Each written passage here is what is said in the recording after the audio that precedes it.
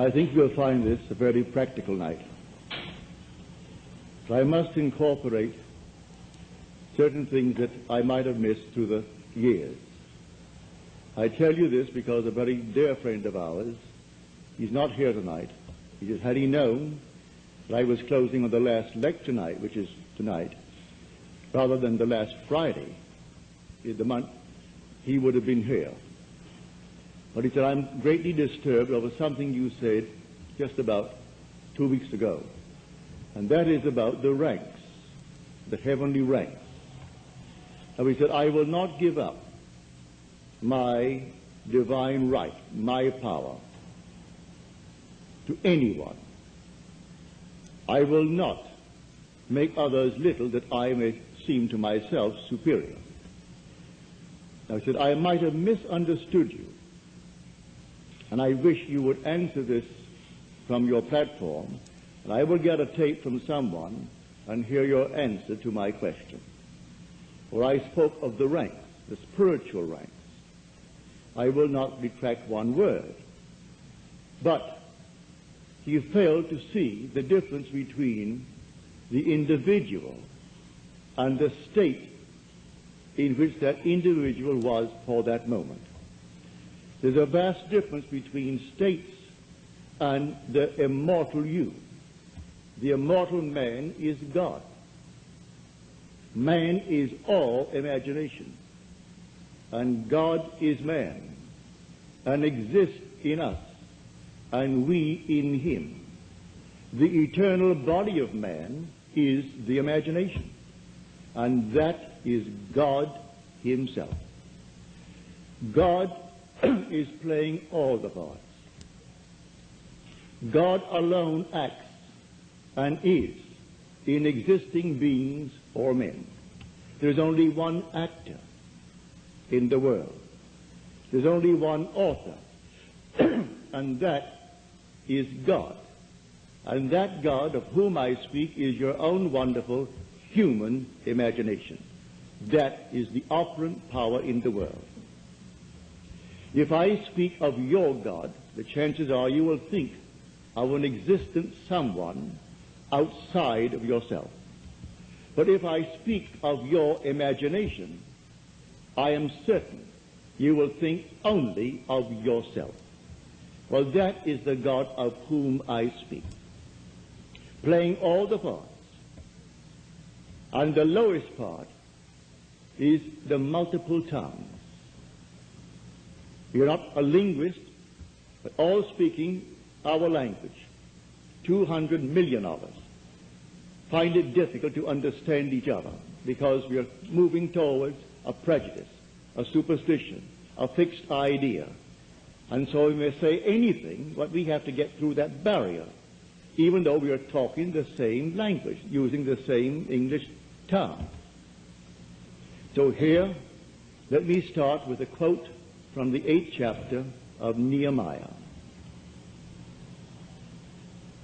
And they read from the book, from the law of God, with interpretation. And the people understood the reading. They read it with interpretation, and the people understood the reading. Paul claims in his letter, the first letter to the Corinthians, you'll find it in the 14th chapter, I will rather speak 5 words in my mind that I may instruct others than 10,000 words in a tongue. 5 words just to instruct others. Well, that has been my hope since I started teaching back in 1938. To make it so clear that there is no misunderstanding. So let me state it clearly now.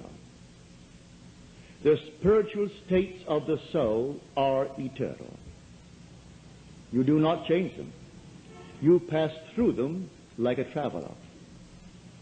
And you start at the very lowest, the tongues, the confusion of tongues called Babel in Scripture.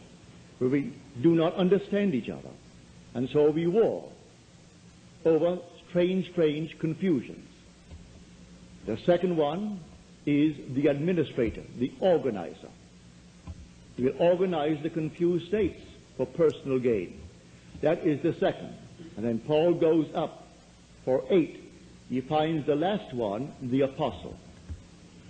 Now, the one who played the part in the very lowest is still the same one who's going to play it when he is called as an apostle and sent to tell the true story, the same being. Do not identify him with the state called the apostle. While he is in it, he's going to play that part. But he is not that. He is the immortal self, which is the same one seated right here in everyone who is here. So the judge and the one that he is judging are both played by the same being, and that being the world calls God. But they do not know he is the only actor in the world. Only one actor. God only acts and is in existing beings or men. You and I, learning how to create, we create states to deliver others forever. But what we can make, we can unmake. So we do not make permanent states. We create a state and take a friend out of what he was expressing and put him into the state that we create for him. So tell me what you want. All right, you named it clearly. It's up to me now to create the state and put you in that state. What would it be like if he were now what I wish he were? Try to persuade myself that you are that being. To the degree that I am self-persuaded that you are, I have put you in that state. And in that state, while I am faithful to it and you are in it, you're going to externalize the contents of that state. But what I made, I can unmake. I cannot unmake the eternal states. These eternal states are all within the human imagination. They culminate in redemption. And redemption is preceded by apostleship. That's when you are called. And the word apostle means one who is sent. So I am finding myself in a state where I'm called. The night I was called back in 1929, I had no idea I had arrived at that state. But here I'm called into the presence of infinite love. And it's man. Having answered his question correctly, that love was the greatest thing in the world, he embraced me and we fused and became one body, one spirit. For he who is united to the Lord becomes one spirit with the Lord. At that moment, it was not enough to be called and to be incorporated into the body of God, but to be sent on a mission. And I did not know that mission until it unfolded itself within me. And it took 30 years. 30 years later, suddenly it erupted within me, and the entire story of Jesus unfolded itself within me, casting me in the central role of the story. And then I knew who I am. Then I knew who the one called Jesus of the story really is. He is the culminating point of God in man. So when man actually completes the journey and comes to the fullness of it all, he discovers he is the one he's been seeking all through his journey. But he comes to that at the very end. So do not let him brag. Do not let him boast that he is an apostle. Apostle is a permanent state. He is infinitely greater than all the states. He created these, and they are permanent within man, within the human imagination. But when he arrives at that state, it's the last of the journey. And then he awakens and he knows who he is. And these experiences gives him the certainty that he is God. He reads now the word that he read when he was a child. And when before he could read it, his mother read it to him. And then he went to school and he read it in school. And when he could read for himself, he picked up the book. He couldn't quite understand it, but he read it. Now he reads it as something entirely different. He knows the book is all about himself. It's not about any being but God. And he's found God within himself, and he is God. But that God of whom I speak is your own wonderful human imagination. Now tonight, to show you how easy this thing is, it's based purely upon motion. The first creative act in Scripture that is recorded, and the Spirit of the Lord moved. He moved. Well, the Spirit of the Lord is in man. Do you not realize that ye are the temple of the living God, and the Spirit of God dwells in you, as we are told? He dwells in me, where? As my own wonderful human imagination. Now I go back to see how he first created. He created by emotion. I move from one state into another state. If it is the state desired, then I have a sense of relief when I get into the state desired. If tonight I was up against it financially, and then suddenly I came into a fortune, what would be the outstanding feeling that I would have? Would it not be relief?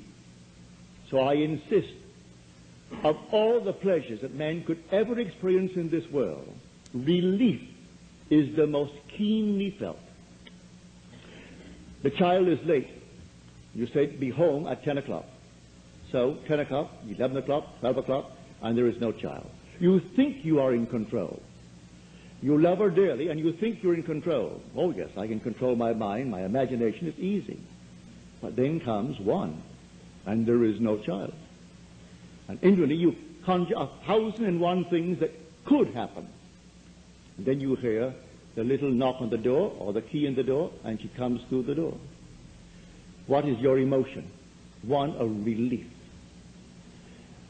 Just one of relief. So of all the pleasures of the world, relief is the most keenly felt. It comes in the creative act. Relief.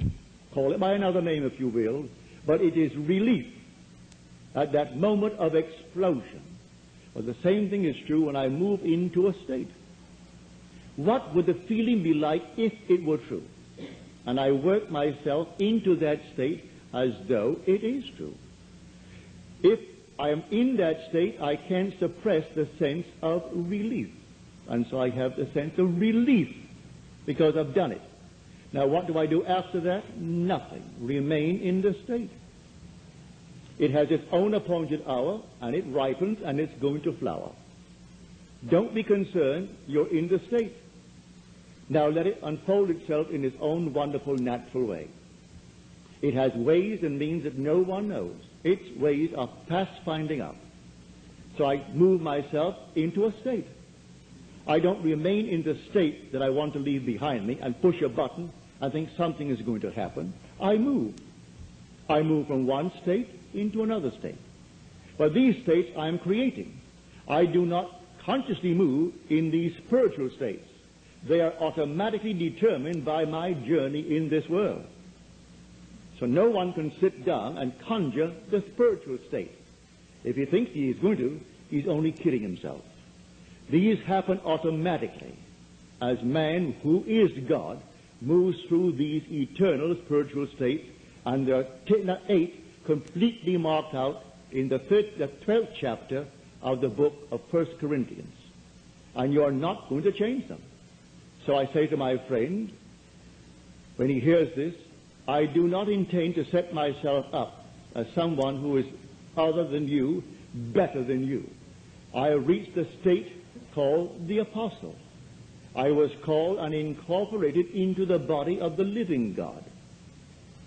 He is a living God. He's not the God of the dead. Nothing dies in God. But nothing. Everything is alive. Today millions went to the cemeteries. They aren't there. That's an organized big business. Completely organized on the fears of people. That's not where anyone goes. You drop now, all right? Maybe they'll put you away tomorrow.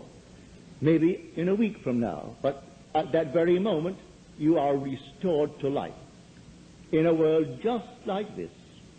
Real just like this. And the unfinished work, you're going to finish it. No one is going to fail because God is the operant power and God is that individual's human imagination. And he's moving towards self-redemption. And he goes through these states, infinite states. But you and I, we're intelligent enough to create a state. So someone comes to you and he says, you know, I do not know exactly what I want, but I don't like what I have. All right, let him tell you what he has. Well, you wouldn't like it either. If you listen carefully, no, I wouldn't like that either. Well, let us reason together. What would you like? Would you like this? Would you like that? And then he comes upon something he would like. Well then, if you are a friend of his, you create a state to deliver your friend from his former state. And so you see him in that state. Well, how do you do it? Bring before your mind's eye your friend. And have your friend with a nice big smile on his face. And have him actually thanking you for what you did for him. Now, the thing has happened yet, but you go beyond the present moment. And you are appropriating now subjectively the objective hope. You hope he will stand before you objectively with a smile on his face, and you hope you're going to hear his words. And the words you're going to hear is, oh, thank you so much. It worked just like a charm. You know, when I saw you the last time, I was up against it. Today, it's simply rolling and rolling in my direction. Everything is perfect. That's what you want to hear for a friend. Well, now you hear that. So if you're hearing that, you move him out of his former state into the state that you have now created for him. Do this, and you cannot fail. So prayer is not petition. Prayer is giving thanks. You don't get on your knees and petition any being outside of yourself. There is no intermediary between yourself and self. You need no priest. You need no so-called healer. You need nothing on the outside. It's all within self. What would the feeling be like if it were true? With that, I catch that feeling, and then I work myself into that state. What would it be like? All right, I know what it would be like. Well, feel it, and keep on feeling it, and keep on feeling it, until all of a sudden you're relieved. There's a release within you, and then it's done. You can't do it a second time. It's done. So I say, I'm looking at the world from a spot. At every moment in time, I'm always viewing the world from a place. That place could be from a financial position in my world. It could be from a physical position in my world. It could be, you name it. I'm looking from a certain state. And I'm seeing confirmation of that state by what I am seeing. Now, how will I know that I have moved? Well, it's a very simple test to know that I have moved. Unless there is a fixed frame of reference, no one will know that something moved. If I started moving from here to the end of the room, and everything started moving with me at the same time, I have no reference to prove that I have moved. Motion can be detected only by a change of position relative to a fixed object. It must be fixed relative to me, that I may know that I have moved. But all my friends know where I am, who I am, what I am. If I desire a change, my friends, my fixed reference, they should know it. So I don't ask anything of them. I simply assume that I have changed. But if I have changed, then I have a fixed reference, the faces of my friends. Now let me conjure them in my face, in my mind's eye, and let me look at them. Do they see me as a changed person, or are they still seeing the one who would like to be changed? Are they congratulating me on my change? Well, then I've changed. I saw it reflected in their faces. I heard it in their voices. I saw a change on their faces, which change revealed to me that they noticed in me a change. That's what I want. Now, that proves that I moved. Nobody saw me move physically. I'm still seated in the same chair, but I moved. And so the whole thing is based upon motion. It's a psychological motion. We're living in a world of imagination. And this whole vast outpictured world was first imagined. There is the thing you see here that wasn't first imagined. And yet, close as he is, you still can't find him. Why? Why can't I find him as something objective? Because he is the reality I call imagination. I see the fruits of my imaginal acts. But I do not see the actor as I see the outpouring of his activity. For he is the reality I call imagination. So here, the God in you is your own wonderful human imagination. That is God. That's the one, when you completely awaken, you're going to know. That's what man basically is hungering for, the awakening of imagination, which is the awakening of God within it. That is the only God of which the Bible speaks. There is no other God. I will go down to the potter's house. And I went down to the potter's house, as the Lord said to me. And there he was, working at his wheel. And the vessel in his hand was spoiled. But he didn't discard it. He reworked it into another vessel, as it seemed good to the potter to do. Now that's the 18th chapter of Jeremiah, which word Jeremiah means Jehovah will rise. He'll rise all right. He'll rise in you as you. So, because he is you. There's no one else to awaken but God, and God is your own wonderful human imagination. And the word potter in Hebrew means imagination. It means to determine. That's what the word actually means by definition in Strong's Biblical Concordance. It means the potter, which means imagination. So I go down to imagination's place where he's working at his wheel. What potter? My own imagination. What are you doing, Neville? Well, I'm just spending a few minutes here, there, while it's spoiled. You will admit what you're doing isn't quite what you want done. Don't discard it, rework it. Rework it into another vessel that it seems good to you to do. Don't judge from appearances. You think a man, because he's up against it, will be satisfied, say, with X number of dollars? No, don't limit it.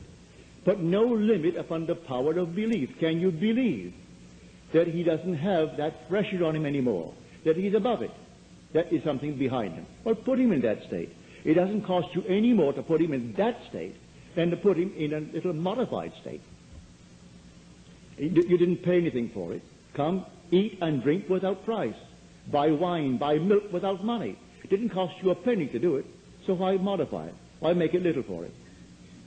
It's not exactly what he would want for himself. It's better than what he has. But you want something bigger than that for him. And there is no limit. When you meet people of great wealth in this world, and you'll judge them because they have money, just talk to them for a little while. Money hasn't altered their other states. They're just as stupid as they were before.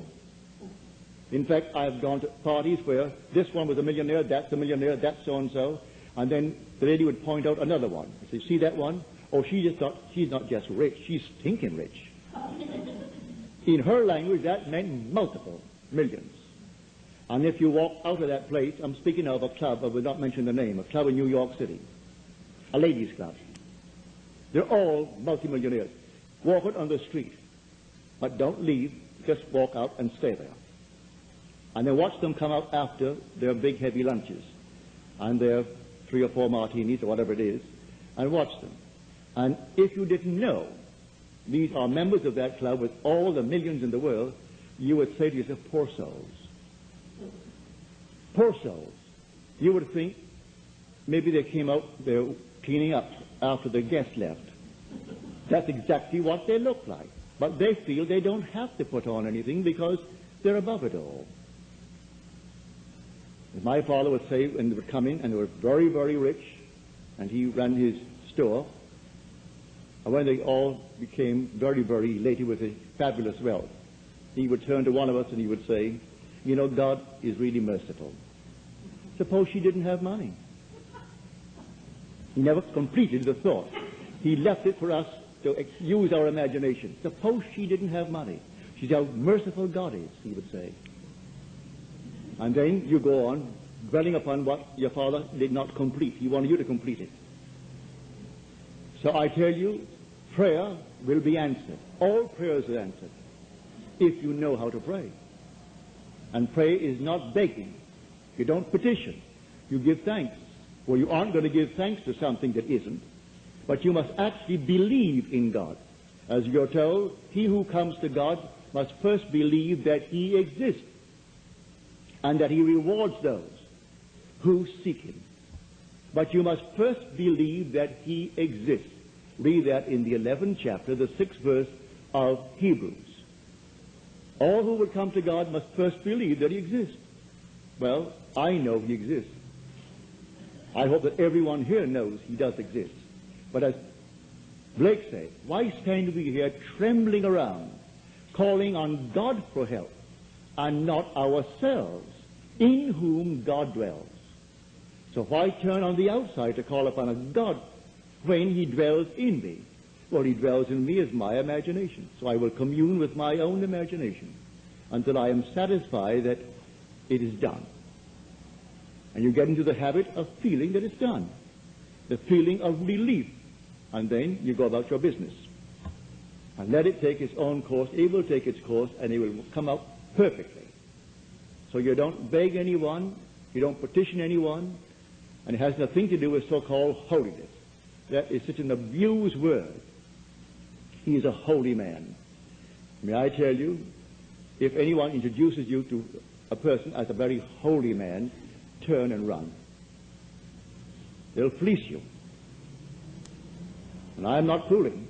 They come over here from India, and all, you see them on the TV. Next thing you know, they're getting $500 for a special course. And people who have more money than brains, they pay all. Then off to India he goes with his multiple fortunes that he has simply taken from those who aren't given to thinking. So money doesn't care who owns it. So they have it, and so they'll give it out to anyone who is called a holy man. Well, I have had my experience with these so-called holy men. One little fellow, you all know him, you saw him on TV. And some reporter asked him, why do you advertise so much? You're always advertising, building up your own little personality. And Jesus never did. And in the little high-pitched voice of his, he started laughing. He said, that's why it took him so long. Well, I mean, after all, you sit down in your living room and you turn your little set on to listen to that nonsense. But people do it, and they're paid him for it. Now here, may I tell you, you have everything that it takes to be the man, to be the woman that you want to be. Don't pass them up. You have it right here this very night. Know what you want to be. Be definite. When you know exactly what you want to be, don't ask anyone if it's possible. You simply feel that you are it. What would the feeling be like if it were true? Would my wife, my husband, my friends know it? Let them know it not verbally. Let them know it all in your imagination. Let them see you as they would have to see you if it were true. Just let them see you. And go to sleep in that assumption. For I know from my own experience that an assumption, though denied by my senses and therefore called by the world false, if persisted in, will harden into facts. That I do know. An assumption, the same simple little assumption. If you will persist in it, it will harden into fact. That is a law. How else would you interpret this statement from the 11th chapter of the book of Mark? Whatever you ask in prayer, believe that you have received it, and you will. How are you going to interpret that? Whatever you ask in prayer, believe that you have received it, and you will. No limit is placed upon the power of belief. It doesn't even say it has to be good for you. It leaves you entirely free to make your choice and take the risk. Because when you reap that state, you're also going to reap the consequences of that state. So, take your choice, but also be willing to take the consequences of the state. And you could go through life just simply knowing there are only states. You see a person in the gutter today, he need not be in the gutter forever. Take him out of the gutter in your mind's eye. Here was a friend of mine, Freedom Barry, that I sent to San Francisco to teach this law. He hasn't had the experience of the promise, so he can't teach the promise. But he teaches the law. Before he opened, we saw a man crossing the street while he was airing his little dog. The man came over, First of all, he passed nice complimentary thoughts about the dog, which Freedom enjoyed. And then he said, could you let me have a little money? And Freedom said, I'm sorry, but I do not have any money. The man was very nice about it, a gentleman evidently, and he went his way, and Freedom, before he made one step, he remained right there on that sidewalk and saw that man gainfully employed. He said to Freedom he hadn't worked. He was out of work. And Freedom saw him gainfully employed and felt the thrill of his employment. A month later, Freedom is out walking the little dog, and this man crosses the street, comes over to Freedom, and he said, I don't suppose you remember me. And Freedom said, oh, yes, I do. Very well. He said, well, I want to thank you for not giving me money 1 month ago when I asked you.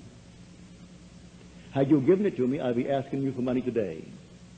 But I got so mad with myself to be placed in that position to ask a total stranger for money, I went home determined I am going to get a job. He didn't know what Freedom had done, but Freedom did that, which pushed him out of that state of asking for money into a state of earning it.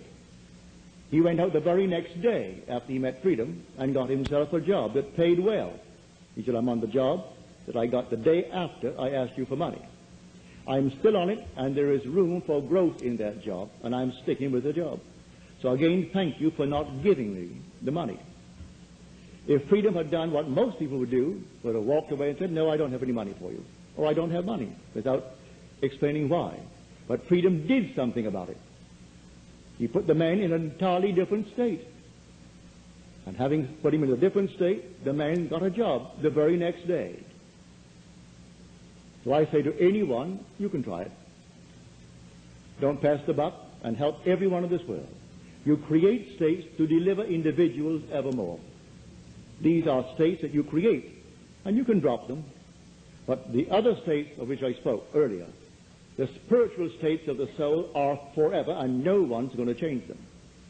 But to make myself clear, when you are in the final state of the apostle, it doesn't mean you're better than you yourself when you're in that multitude of confusion. For God was playing that as he's playing the state of the apostle. But God is above all states, and you are God. So you're not an apostle forever. You play that, and that's the final part of the journey. And you come out redeemed when you hit that state. And you know that you are the apostle because you're sent. And the apostle is one who is sent. It's only then you know you've been chosen for a definite reason, and you're sent to tell what's going to happen to you. Well, then 30 years later, in my case, it happened to me that I could then speak with authority. I was not quoting anyone. I was not in any way speculating or theorizing. So when I tell you David is the Christ, I speak from authority, from experience, and therefore I speak with authority. When I tell you he is the only Son, which is a resultant state of the journey you made through those eternal spiritual states. And when you hit the last one, you are born. Listen to these words. In the King James Version and Moffat's Version and others that I have at home, it's correctly translated. The Revised Standard Version, the New English Version, have added a word that confuses the entire thing. This is now the 8th chapter, the 11th verse of Romans. If the Spirit of him who raised Jesus from the dead dwells in us, he will also raise Christ. Two entirely different ones. But if you say also raise Jesus Christ, you're going to confuse the entire thing. So that the King James Version leaves off the word Jesus when it comes to the second raising, which is Christ. And it happens just like that. Jesus comes first. It's the I am of man. That's the Father. He is awakened first. 5 months later, then comes David. 139 days after the Father awakens within the sepulchre. Then comes an explosion, 139 days later, and then David stands before you. He is the resultant state. Now, when you read the Bible in the future, and I hope you all will, always bear in mind the characters mentioned there and depicted there are not individuals as you and I are. They are states of consciousness, from Adam to the very end. These are all states of consciousness. So, the names signify the state, if you know the meaning of the name. But do not think when you use the word Abraham, you're speaking of a man. As when I speak of Bill, Bill is a man. He's an individual. It says God wearing that mask called Bill. But when I speak of Abraham, that's a state of consciousness. But when you meet these states of consciousness in vision, they are personified. And you see a man, but it is not man as you are man. All these are contained within the human imagination. So when you encounter Abraham, well, you're going to see a man. And you know he's Abraham. When you encounter David, you meet a youth, an eternal youth. But it's a resultant state. You are above all states. You are God. Every being in this world is God, and God is one. Hear, O Israel, the Lord our God, the Lord is one. And never get away from that. That is fundamental. The minute you have two gods, you're going to get confusion. Two will become 4, and 4, 8, and 8, 16, and you get confusion in the world. Only one God. And that God is named forever and forever is I am. That's the being. So when you awaken within the sepulchre, you know who awoke. You say, I am. There's no one present, just yourself. And you come out without the help of anyone. And then comes the imagery of Scripture that surrounds you, bearing witness to the truth of the story. But you are cast from then on in the central role. And so everything unfolds within the imagination of man, and that is God. So tonight, as you leave here, go out knowing you have the power and the right to become the man, to become the woman that you want to be, without hurting any person in this world. You don't need to hurt anyone to gain anything in this world. You go out and play your part fully. And let no one pull any rank, for all ranks are only states of consciousness. The king and the one who is amusing him, the court jester, are both played by the same being, and that being is unseen by the two masks, the mask of the king and the mask of the court jester. For behind the mask is God, and God is simply I am. So one plays the part of the court jester, and one plays the part of the king, and we honor the mask and bow before the king. And that court jester may be nearer to apostleship. Do not judge from appearances, as you're told. When they saw this giant of a man stand before him, Samuel thought, well, certainly he is the Lord's chosen.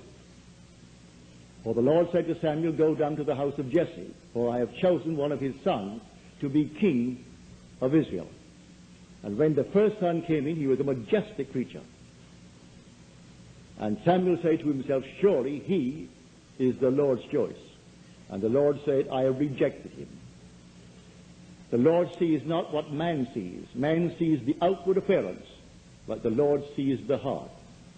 Then he brought the second, and he brought the third. And finally he brought the last, which was David. And David was tending the flocks. Now this is all a story, but you must extract the meaning from that story. So he brings the little one in. He was just a youth. And as he came in, no one thought for one moment he would be the one. And the voice spoke to the prophet Samuel, rise and anoint him. This is he. And in the midst of his brothers, Samuel anointed him with the holy oil. And then the Spirit of God came upon him mightily from that day forward, never left it. Therefore he never lost the battle. The victorious one, called David. So in the end, he stands before you, for he played all the battle. You were the Lord of Lords within, but you didn't know it. And he is the Father's only Son. And then he stands before you, and he is your son. And then only do you know you are God the Father. You gain all the assurance that you need when you see David. For he is God's son, and he is your son, therefore you must be God. And that's the story. Now, this being our last night, suppose we go into the silence and give you ample time for questions if you have any.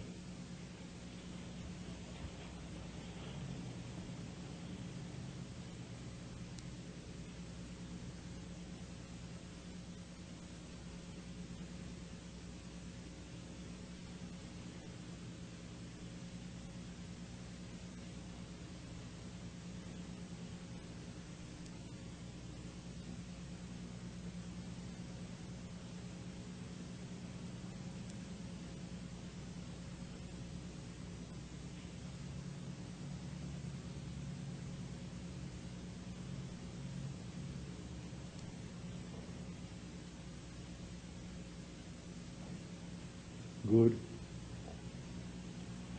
Harry, I didn't see this, and I could have used it an hour ago.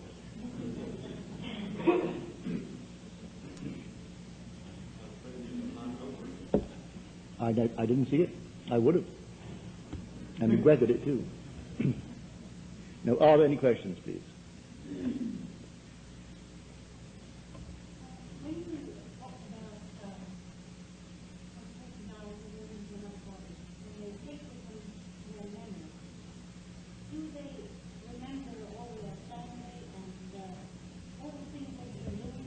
Yes, my dear. You carry with you your memory. Even though the body is now, well, those that I've seen, and I've seen so many, including my parents, the day that my mother died back in 1941. It was just about a month before Pearl Harbor. I was in New York City then. I just returned from Barbados, where I spent 3 weeks with her. And it was the terminal case of cancer. So I came back, I was sitting in my living room. The mother comes before me. And she was a girl, beautiful blonde, as she was, as a young woman, blonde, blue eyes. My mother is before me, sitting under an arbor. She was passionately fond of flowers and a beautiful garden. She's under this arbor brushing her hair, but she wouldn't talk to me. And then I sat and I wrote my sister a letter saying, I've just seen Mother. And Mother is a most beautiful young woman of 20 years of age. And I took that to mean that she had recovered. But that was the very moment that my mother departed the world. But when I got my sister's letter that came back to tell me, that was the hour, allowing the difference in time between New York and Barbados. And that was exactly when Mother closed her eye, and that was it. But she instantly appeared to me in New York City, 2,000 miles away, not as the old person. She was only 61 when she died, but she looked much older because she was in such pain for the longest while. Mother must have looked, well, you can't name it. It was so old, and she lost so much weight.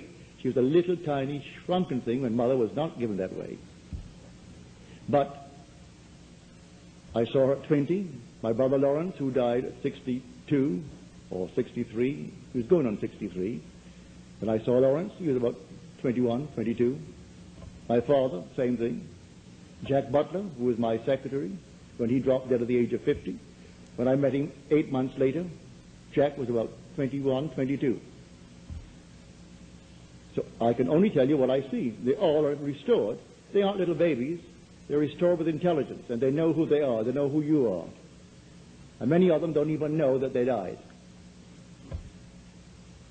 Totally unaware of it. The majority don't know it, because they haven't died. Like Jack, when I said, well, Jack, you know, you died. I went to your funeral. So you're crazy. I die, but I'm not dead. I said, yes, you die, but you're not dead. Well, that doesn't make sense, does it? Well, you know, there are states of consciousness in which visionary men are accounted madmen. And so I've been accused of being mad, being insane, but I can't help it. I see these things and I tell you exactly what happened to me. But there are certain states in which all visionary men are accounted madmen. On 49th Street in New York City one day, I was opposite a window that had a nice display of my books and a big picture of me. And two women came by, three came by. One was the guide showing the other two friends of hers who came out of town and wanted to see the sights of New York City. And so I came up and stood next to them. They didn't know me and didn't look at me, but they were looking at the picture. And one woman said to the other two, "See that fellow?" Naturally, they're all looking at him. Said, "He's as mad as a hatter. But you should go and hear him. It's part of the thing to do when you come to New York City. Go and hear him. He's just as mad as they come. They call him the mad mystic of 48th Street." Well, she heard that. No one called me the mad mystic, but she must have heard it to tell these two. I'm called the mad mystic of 48th Street.